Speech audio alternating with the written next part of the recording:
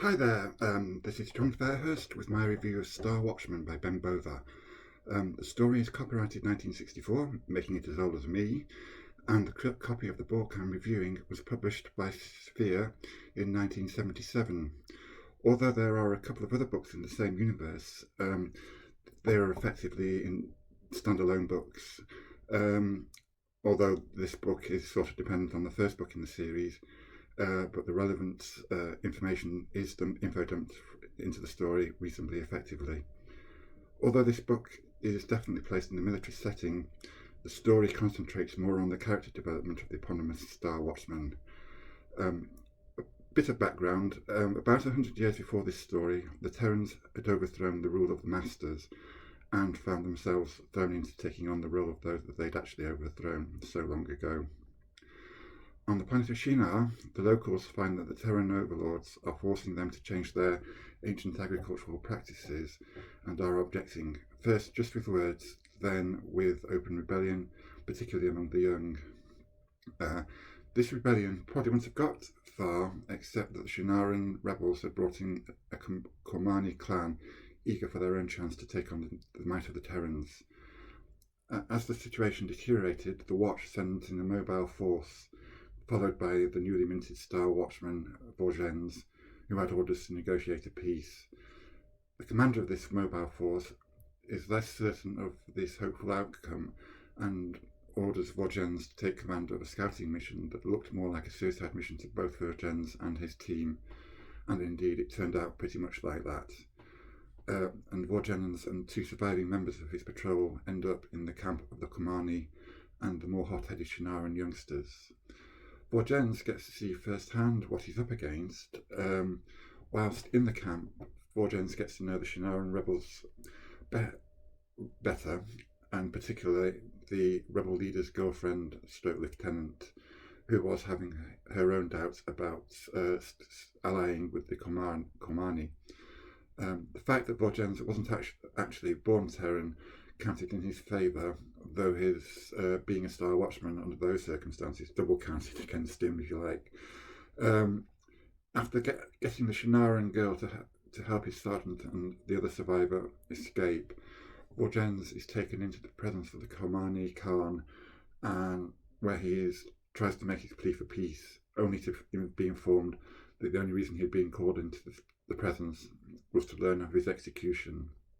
Altai, the girl, the Shinaran girl, and the Shinaran priest help Vorgens to escape.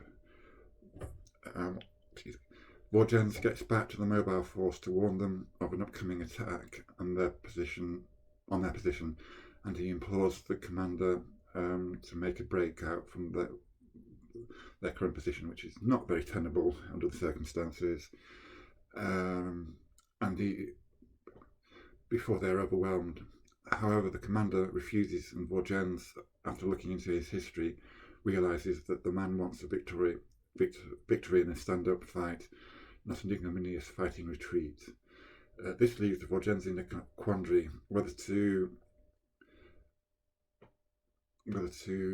should he accept the commander's assessment, risk the destruction of the mobile force and the destabilization of the greater Terran Empire, or should he take command in place of the commander on his authority as a Star Watchman?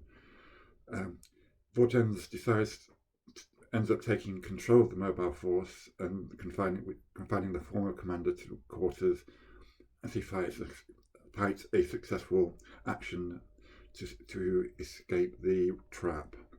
But this is just the beginning, and as the fighting then develops into a series of platoon-level contacts with Vorgens, forced to bring the former commander back to oversee this style of fighting. Throughout the story, Vorgens has to balance the Shinaran's wishes for autonomy against the necessity of dealing with the Kormani threat, and whilst making it look as if they were of some importance to the Terran Empire as a whole. There's quite a bit of discussion on how the Terran Empire could be better take account of the various races it administers. It's this growth in Vorgens' character that really makes this story, as far as I'm concerned. and it's while still having a decent level of action.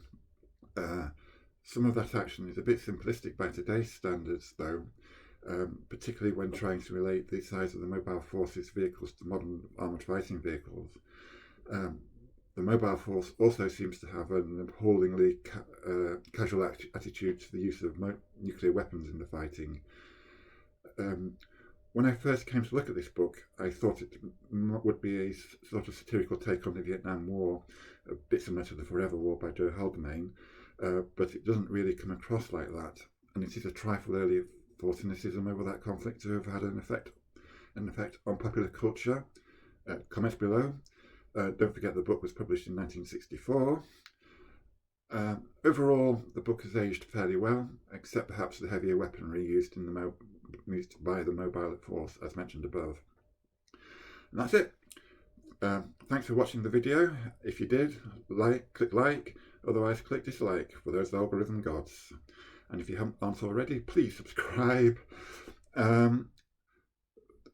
Having looked on Amazon.co.uk, there only seems to be one second-hand book on sale from them, so there's no affiliate link for them. Amazon.com have got an affiliate link. Please see the description of the video below.